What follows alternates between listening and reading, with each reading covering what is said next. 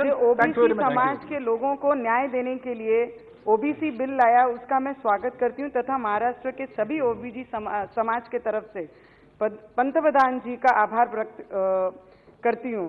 हमेशा महाराष्ट्र में पिछले 2 वर्षों से कुछ भी चीज अगर गलत होती है तो बोलते हैं ना, बच्चों की तरह बड़ों पे हम उंगली दिखाते हैं कि अगर ये नहीं हुआ तो ये केंद्र सरकार ने नहीं किया, अच्छा हुआ तो मैंने किया, मुझे एप्रिशिएट करे, अगर बुरा होता है तो केंद्र सरकार ने किया। ये तरीके से पिछले 2 सालों से हमारे महाराष्ट्र में चलते आया है।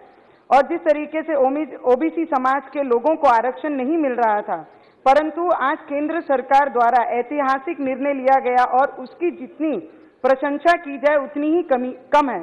और उस बिल के माध्यम से ओबीसी समाज के साथ साथ मराठा और धनगर समाज के लोगों को भी अधिकार और न्याय मिलेगा। महाराष्ट्र के सभी ओबीसी समाज के लोगों को शिक्षण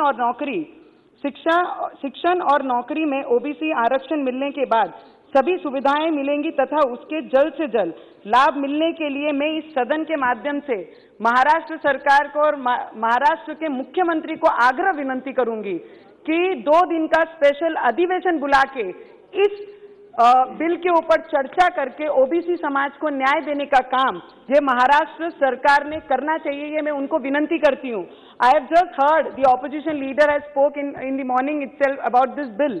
उन्होंने बड़ा अच्छे से कहा है कि पिछले ओबीसी समाज में आज भी कई फार्मर्स, कई गरीब, कई विद्यार्थी आज भी गरीब और मिट्टी के घरों में रह रहे हैं। पर इसके पीछे कारण कौन है? जिन्होंने 70 वर्ष राज किया है वो इसके पीछे का कारण है।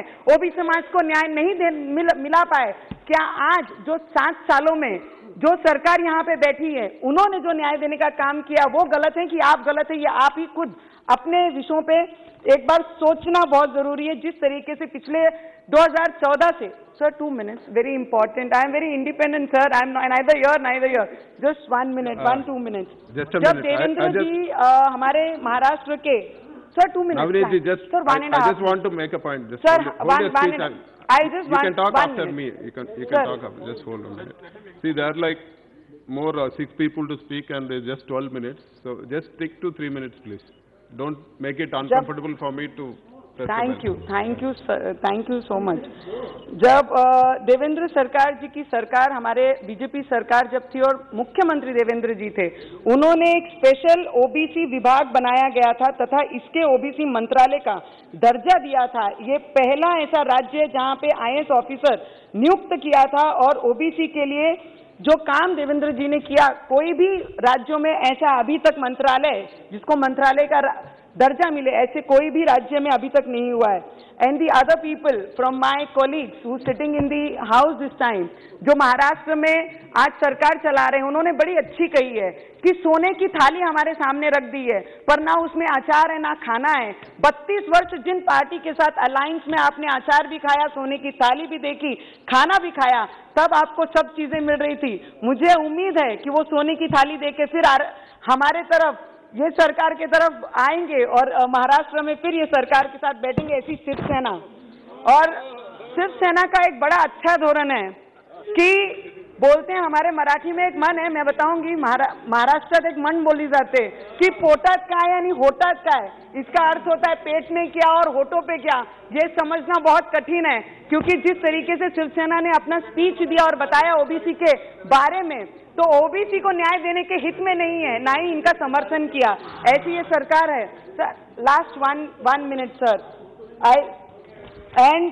आई जस्ट थैंक प्रधानमंत्री जी एंड दी मंत्री जी जो यहाँ पर हैं, जिन्होंने ये बिल लाया ओबीसी को न्याय देने के लिए, पिछड़े वर्ग को समझने के लिए। और ऑपोजिशन लीडर ने कहा कि ये आवाज सुनकर, सर लास्ट 30 seconds सर మీరు కూడా తెలుగువాడే, నేను కూడా తెలుగువాడే, మీరు చైర్ లో కూర్చొని కాబట్టి నాకు 1 minute ఇవ్వండి, 1 minute। और जिस तरीके से सर, जिस तरीके से ऑपोजिशन वाले ने कहा कि I am from Maharashtra, I am proud of Maharashtra, but I am half part of Andhra and Telangana also, madam। But मैं आपको बहुत बहुत दिल से धन्यवाद करूंगी।